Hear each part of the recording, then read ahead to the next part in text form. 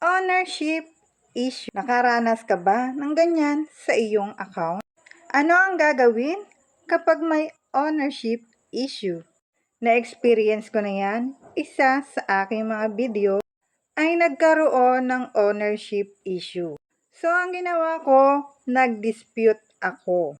Dahil alam ko sa sarili ko na akin yung video. Akin talaga ang video na yon dahil original na akin yon, mukha at boses ko ang nasa video. Kaya dispute ang ginawa ko. So kung alam mong iyo talaga yung video at nagkaroon ka ng ownership issue, i-dispute mo ito. Paano mo malalaman na may ownership issue ang iyong account?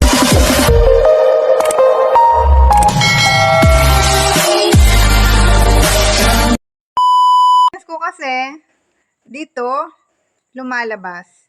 Makikita talaga yan sa content mo. Ito yung sa content, sa dashboard, pipindutin mo ang dashboard, content, and then yan na ang lalabas. Yan yung aking post na binigyan ako ni Meta ng ownership issue kahit original ko ang video. Kaya nag-dispute ako at paano nga ba mag-dispute?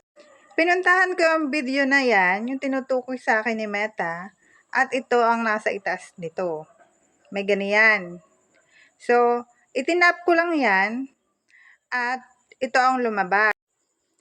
So, naglagay lang ako diyan ng description nang sasabihin ko kay Meta na sinabi ko diyan, original ko yung content, mukha ko ang nasa video, at tunay na boses ko yung nasa video, kaya akin talaga iyon at hindi sa iba.